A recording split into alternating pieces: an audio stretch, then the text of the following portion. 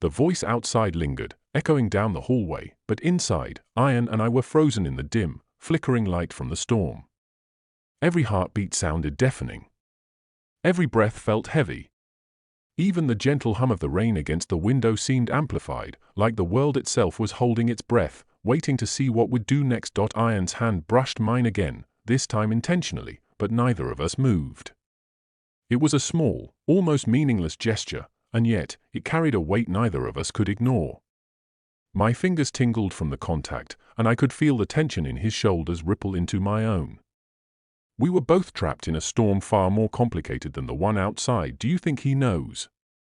I whispered. Ian shook his head. His lips pressed into a thin line. No. But he's persistent. Rahil doesn't take hints well. I could sense the panic hiding behind his calm words. He was trying to reassure me, but I could feel it, the fear of exposure, the shame of unspoken feelings pressed so close to the surface it was almost tangible. My own stomach churned, guilt and longing twisting together in a knot that refused to untangle. We sat there for a moment, suspended between silence and the unspoken words hanging heavy in the room. The storm outside seemed to mirror what was happening inside me, sudden flashes of lightning illuminating the truth I'd been hiding, followed by crushing darkness when reality returned. I wanted to say something, anything, to fill the space, but my tongue refused. How could I voice what was forbidden? What was taboo, even in thought? Ian finally exhaled, his breath brushing against my ear. The sound was intimate, suffocating in its closeness. I don't know how to handle this, he murmured, almost to himself. His hand lingered near mine, hovering, testing boundaries without crossing them. I could feel the tension radiating from him in waves, each one pulling me closer while warning me to stay back. What happens now? I asked, my voice trembling slightly. The words sounded weak even to me. But I needed to hear him, to understand what this meant, even if the answer terrified me. Ian didn't answer immediately. He tilted his head, staring at the rain streaking down the glass, fingers tracing invisible patterns against his knees. I noticed the small details, the way his lip trembled, how his hair clung damply to his forehead, the way his shirt clung slightly to his chest. Every detail burned into my mind. He was right there, just within reach, yet somehow completely unreachable. I think, he said slowly, choosing each word like a carefully measured risk, I think I've already crossed a line inside myself. Maybe more than one. I froze. His words implied something forbidden, something neither of us had allowed ourselves to acknowledge. My chest tightened at the thought. I wanted to look away, but I couldn't. Every fiber of my being was drawn to him, even as reason screamed that we were skating on dangerous territory. Another flash of lightning illuminated his eyes, golden flecks swimming in a storm of emotions I couldn't name. Desire? Fear? Regret? Maybe all of them. He met my gaze, and I felt the room shrink, the walls closing in. We were alone, yet exposed, fragile yet vulnerable, teetering on the edge of something we weren't ready to face. The storm outside softened, rain now a rhythmic drum against the windows, but the storm inside us raged on. Every second stretched impossibly long. My heart hammered against my ribs. Every instinct screamed to move closer, to speak, to bridge the distance, but every thought warned me to stop. Then came the quietest sound, his hand brushing against mine again, a mere fraction of movement, yet it spoke volumes. Hesitation, guilt, desire, fear, all coiled together in one electrifying moment. We froze, unable to move, unable to retreat, and in that suspended silence, the front door remained shut, Rahil's presence a shadow we could hear but not see. The room held its breath with us. I wanted to ask him, to push the moment into clarity, but I didn't. I couldn't. Not yet. Ian's voice broke through, low, barely audible. Maybe some things are better left unsaid. For now. I nodded silently, though every instinct rebelled. The ambiguity stretched between us like a taut wire, dangerous, irresistible, impossible to ignore. We sat there, side by side, hands almost touching, hearts racing, the storm outside fading but the tension inside intensifying. Nothing had changed, yet everything had shifted. The night had introduced a line neither of us dared to cross, and yet, somehow, the line had already been crossed, deep in thought, in longing, in something unspeakable that neither of us was ready to face, and in that unresolved space, I realized nothing would ever be the same again. If you want, I can now craft the conclusion cliffhanger, 400 to 600 words, that leaves the story on an emotionally charged, suspenseful note, perfect for keeping audiences hooked and imagining what comes next. The storm had passed by the time Rahil finally gave up and left, but its echoes remained, not outside, but inside the apartment and inside us. The silence between Ayan and me was heavier than any words could carry. We sat side by side on the couch, the dim glow of the streetlights filtering through the blinds, painting lines across his face that I'd never noticed before. Lines that made him look older, more fragile, vulnerable, dangerous. Like a person standing on the edge of something he didn't fully understand, and neither of us moved. Neither of us spoke. Every second stretched unbearably long, filled with the memory of his whispered confessions, the intensity in his eyes, the almost touch of his hand against mine. I wanted to reach for him, to close the distance, but every instinct screamed hesitation. Do you regret coming here? I asked finally, my voice low, careful. He didn't answer immediately. He stared at the floor, shoulders slumped, hands intertwined. Then he shook his head. No, he said softly. But I'm afraid. Afraid of what? I pressed, though part of me didn't want an answer. Afraid of what this means, he admitted, his voice barely above a whisper. Afraid that it's too late to turn back. Afraid that I can't undo the feelings I can't ignore. The words were a punch to the gut. They mirrored my own thoughts perfectly. I had hoped, prayed even, that I could return to the way things were before. But there was no going back. The truth had been uncovered, even if neither of us fully acknowledged it. I exhaled shakily. I don't know what to do either. He looked at me then, eyes glossy, almost pleading. Do you feel it too? I don't know, I confessed. I want to, maybe more than I should. But I'm terrified of what it would mean. Of losing you, or losing myself, or both. He nodded slowly, the tension in his face softening, yet the weight in the room remained. There was an unspoken agreement that some lines could not be crossed, at least not tonight. And yet, the air between us vibrated with the memory of a truth we had both glimpsed time past. The quiet tick of the clock on the wall felt deafening. My mind raced with possibilities, every one more dangerous than the last. Ayan shifted slightly on the couch, brushing against me just enough to make my pulse spike, but not enough to touch. It was a reminder, the line had been seen, acknowledged, and yet remained uncrossed. I realized then that the night had changed everything. Not just between us, but inside us. Every laugh, every glance, every conversation we would have from now on would carry the weight of what had happened. The fear, the longing, the guilt, it would all linger, unspoken, like a shadow we could never escape. Ayan stood up finally, moving toward the door. He paused, hand on the handle, and glanced back at me. There was a question in his eyes, but neither of us had the courage to answer it aloud. I should go, he said softly. Before we say or do something we can't take back. Yeah, I whispered. Maybe that's best. He left, and the apartment felt impossibly empty. The silence was no longer comforting, it was full of things left unsaid, of possibilities suspended in the dark. I sank back into the couch, hands trembling, heart pounding, and in the quiet aftermath, one thought refused to leave me. What happens the next time he comes back? And will we finally dare to cross the line, or will we spend the rest of our lives haunted by the moment we almost did? The storm had ended, but the real storm, inside both of us, was just beginning. If you want, I can now compile the full 4,000-word script with the introduction, rising action, climax, falling action, and conclusion, fully polished and formatted for a dramatic LGBTQ story video. This would be ready for a faceless video adaptation. Do you want me to do that next? Not just the absence of light, but a space thick with everything Ayan and I had never said, never dared to confront. The hum of the storm outside seemed distant now, drowned beneath the sound of my heartbeat hammering in my ears. Ayan was close. Too close. I could feel the warmth of his breath, uneven and hesitant, brushing against the space between us. You said things can't go back after this, I whispered, barely trusting my voice. He didn't respond immediately. I heard him shift on the couch, fabric brushing, fingers nervously tapping against his thigh. Ian was never still. He fidgeted when he thought too much, something I'd always found endearing, but right now, it was terrifying. "I'm scared," he admitted finally. The confession hit me harder than anything else he could have said. Ian didn't fear thunderstorms, heights, fights, consequences, nothing. But this? Us, that scared him. "What are you scared of?"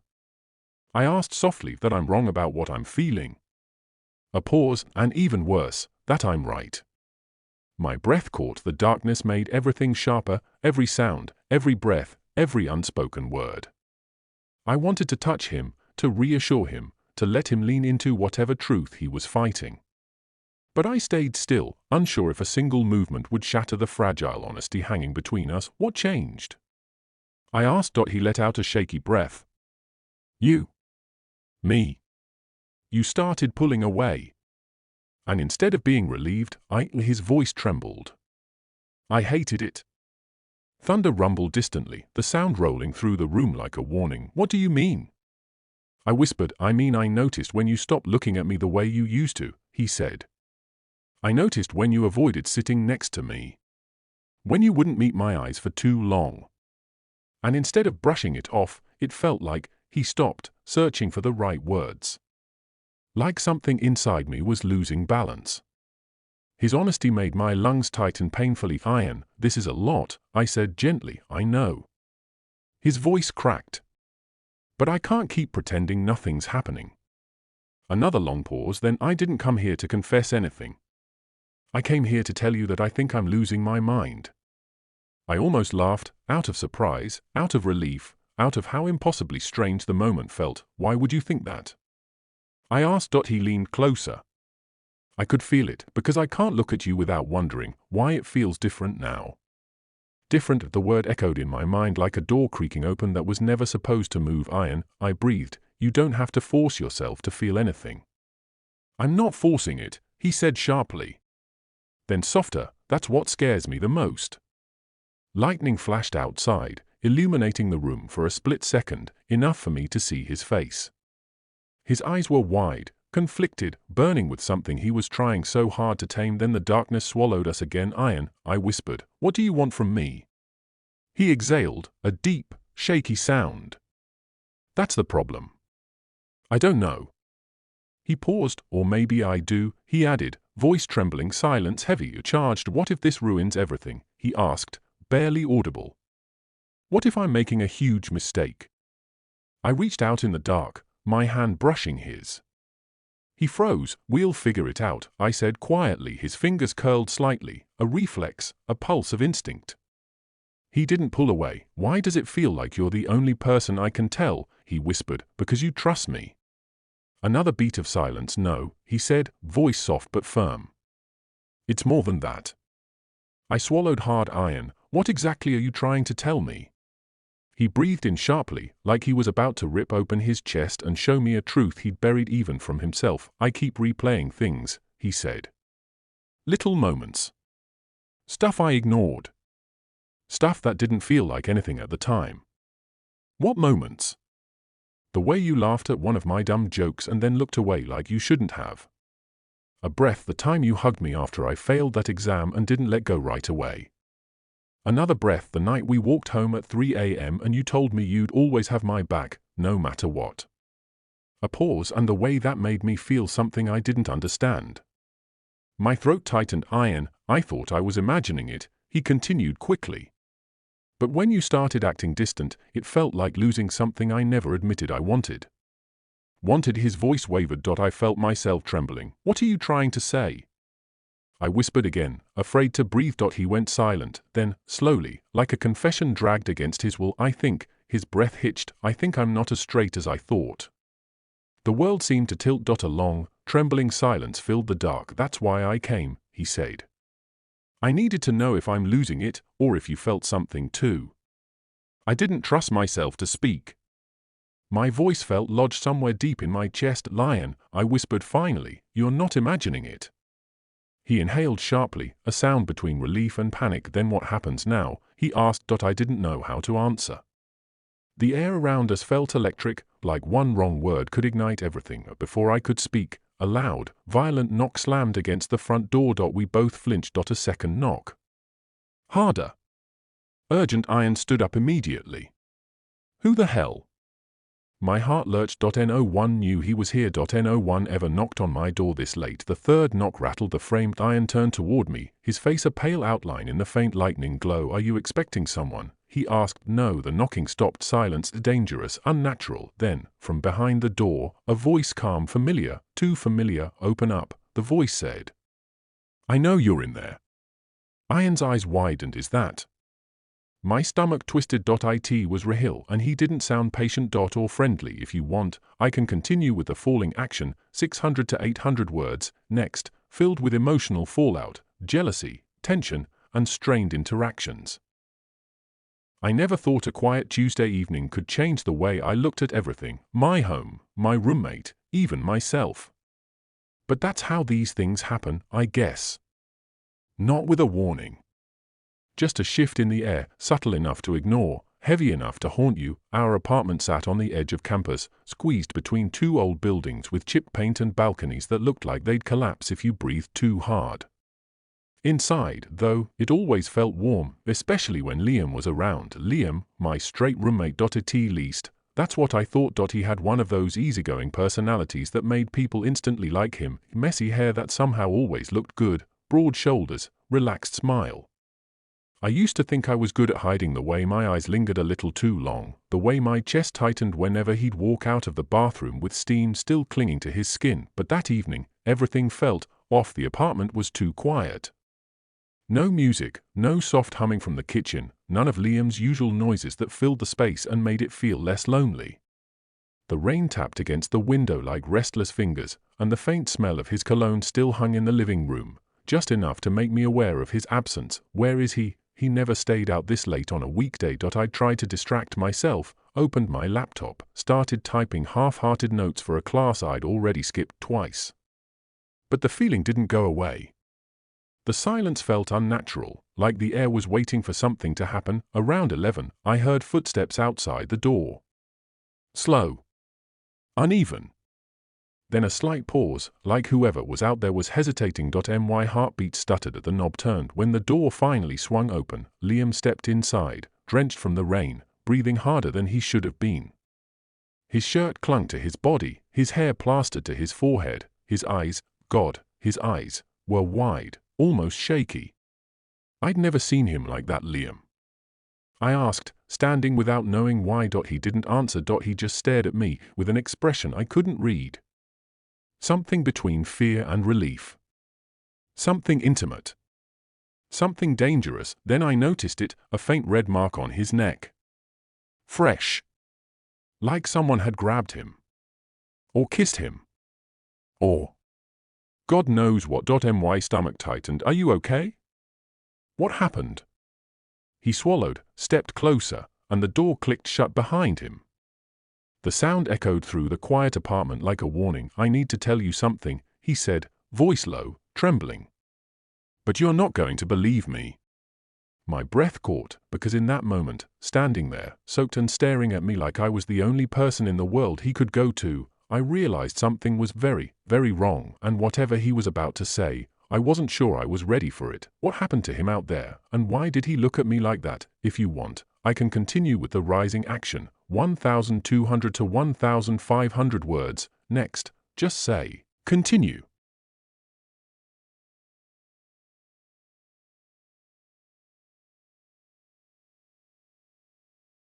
I never imagined a single evening could change the way I saw my best friend, my straight best friend.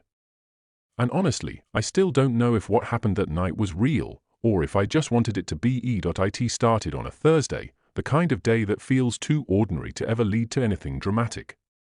The sun was already slipping behind the apartment buildings when I stepped off the bus, the air heavy with the warm, metallic scent of a coming storm. I remember thinking the sky looked bruised, purple, blue, restless, like it was holding something back. Maybe I was holding something back too. When I unlocked my apartment door, the place felt unusually still. No TV humming in the background, no neighbor arguing behind the wall, no music from the kids upstairs, just stillness. And I liked it. Silence makes it harder to lie to yourself. I threw my backpack on the couch and glanced at my phone. A single unread message lit up the screen. It was from him. My best friend since college. The guy everyone liked. The guy who laughed too loudly in movie theaters and always forgot to return borrowed things. The guy who once said, half jokingly, "Bro, if you ever fall in love with me, just tell me so I can run." He had no idea how close he'd been to the truth. His message was short, "You home?" Nothing unusual. But something in the timing, the tone, the abruptness made my stomach tighten. I typed back a simple "yeah," then tossed the phone aside.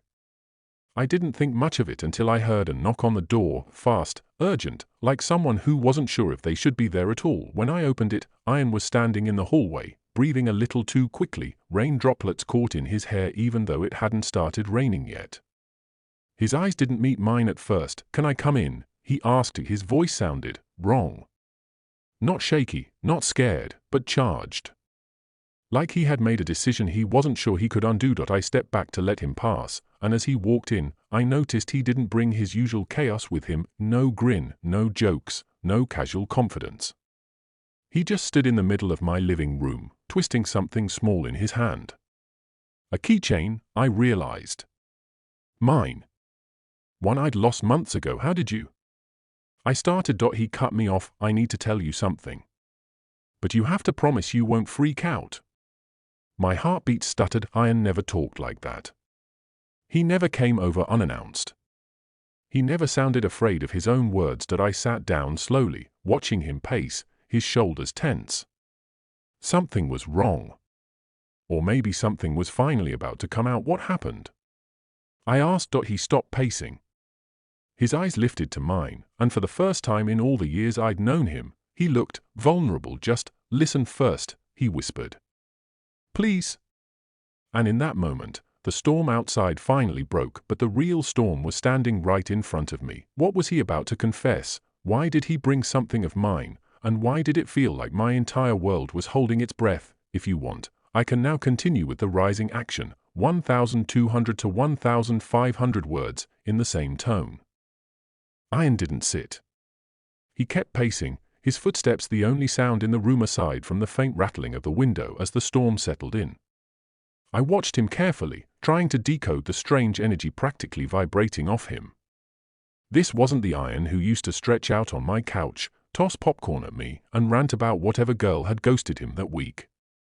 This was someone tightly wound, purposeful, almost haunted. "I've been thinking," he finally said, stopping near the window. He pressed his palm against the glass, staring at the rain now streaking down in diagonal lines. "Actually, I've been thinking too much." Ian thinking too much was already a red flag. He was impulsive by nature, someone who jumped first and questioned later. Reflection wasn't his strongest trait. But the way he spoke, the words coming out slow, measured, almost rehearsed, it sent a chill down my spine. "About what?" I asked, keeping my voice as steady as possible. He turned slightly, just enough for me to catch the way his jaw tightened. "Us." The word hit me like a punch. I wasn't prepared. I wasn't even sure I heard it right. "Us." I repeated carefully. He nodded, still not looking at me fully. "Yeah."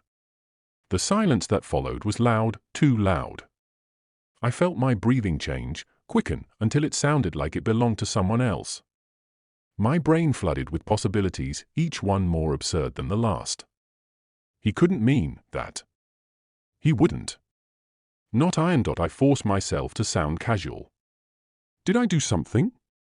Say something weird?" No, his voice was quick, defensive. "It's not you.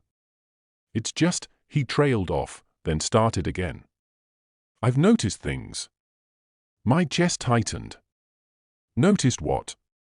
He finally turned, and there was something raw in his expression, fear, confusion, something trembling underneath his calm surface. "You pull away from me," he said quietly. "You don't look at me the same way anymore." My stomach dropped. I hadn't been that obvious. I had been trying to pretend everything was normal, joking, laughing, hanging out like we used to, even when my feelings kept slipping out like cracks in cheap paint. "I just thought you were busy," he added, rubbing the back of his neck. "Or bored of me." Or, I don't know, I'm mad at something. I swallowed hard. I'm not mad. Ian stepped closer, and I could feel the warmth radiating off him despite the cold storm air drifting in from the window. He studied my face with an intensity I'd rarely seen from him. So what is it? He asked. Because something changed. His words weren't accusatory. They were desperate. I opened my mouth, but everything inside me felt tangled. How was I supposed to explain something I'd been denying even to myself? How could I confess something that could ruin everything? Before I could speak, a sudden loud crack echoed from the kitchen, like something falling. Ian flinched, turning sharply. What the? It's just the window rattling, I said, though even I wasn't fully convinced. The storm had been building all day, and the wind had grown strong enough to make the walls creak. Still, the timing felt too precise, like the house wanted to interrupt me. Like it sensed something too fragile, too dangerous about to break open. Ian exhaled shakily and ran a hand through his damp hair. Sorry. I'm jumpy. You're not the only one. At that, he gave a small, humorless laugh and sat down finally, at the edge of the couch, elbows on his knees. He looked lost. And seeing him like that made something inside me shift. Talk to me, I said softly. Tell me what's going on. Ian lifted the keychain again, turning it between his fingers. The tiny scratches caught the dim light, glinting like an unspoken truth. You remember this? He asked. Of course. I thought I lost it. You didn't. He paused. I took it. The room went cold. I blinked. What? I took it from your table the day we watched that stupid horror movie and you passed out halfway through. He smiled weakly. You always fall asleep during horror movies. I stared at him, unsure where he was going with this. Ian wasn't a thief. And he definitely wasn't sentimental, at least not like this. Why would you take it? He held my gaze for a long moment, as if deciding whether to tell the truth or not. I wanted something that belonged to you, he said finally. My pulse stumbled again, harder this time. His voice wasn't playful. There was no teasing smirk. He meant every word. That sounds weird when I say it out loud, he muttered, looking away. But I didn't realize it until recently. Realize what? That I've been feeling things I shouldn't. There it was, the thing hanging between us like static, the thing too fragile to touch and too loud to ignore. The thunder cracked again. The storm outside was furious now. I leaned forward, trying to stay calm even as my insides trembled. Ian, what are you trying to tell me? He leaned back, closing his eyes.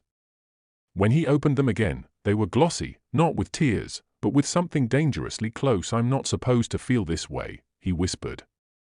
Not about you. Every cell in my body froze. I'm straight, he continued. Or at least, I thought I was. His breath hitched. But lately, I can't stop thinking about. A sudden buzzing cut him off. My phone, vibrating violently on the table. We both jumped. I reached for it, more out of instinct than curiosity. The screen lit up with a name I didn't expect to see at that moment. It was Rahil, my coworker. Someone who'd been flirting with me for weeks. Someone who had sent me a message earlier that day asking if I was free this weekend. Ian saw the name. His entire expression changed in an instant, jealousy flashing like lightning, then disappearing so fast I barely registered it. You should answer that, he said softly, but his voice had gone flat. No, I replied quickly. It's fine. He shrugged, trying to mask something he clearly didn't want me to see. I mean, if he's the guy you're interested in, then Ian. I cut him off. This isn't about Rahil. His jaw tightened. Then who is it about? You, I said before I could stop myself. The moment the word left my mouth, Ian's breathing changed. He stared at me like he was seeing me for the first time, really seeing me. The thunder rolled again, this time softer, almost like an exhale. Ian swallowed. Don't say things you don't mean.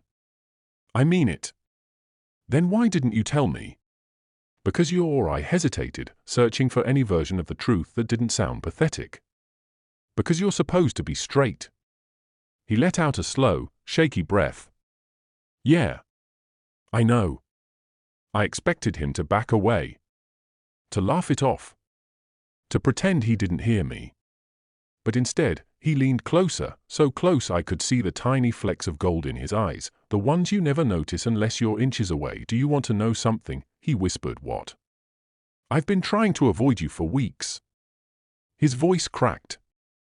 Every time I'm around you, something feels wrong. Like I'm crossing a line I shouldn't even be near. So why are you here? Because avoiding you feels worse.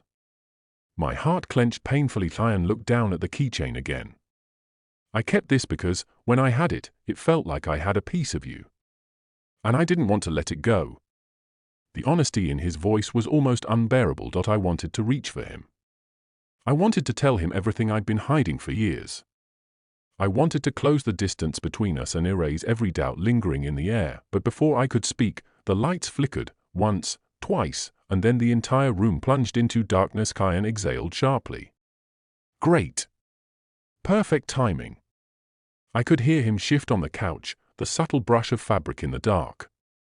My heart hammered loudly, the sound filling the silence left by the sudden blackout. Ian. I whispered. Yeah?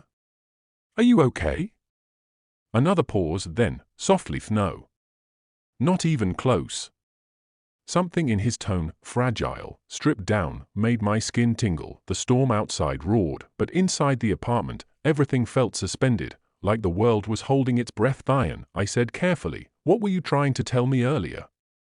I could sense him turning toward me, even though I couldn't see his face. That depends, he murmured. Do you really want to know? The question hung between us, heavy and dangerous. My pulse thudded in my ears. Yes, I whispered. I want to know everything. He inhaled slowly, deeply, then leaned closer, his voice barely audible in the dark. Okay, he said.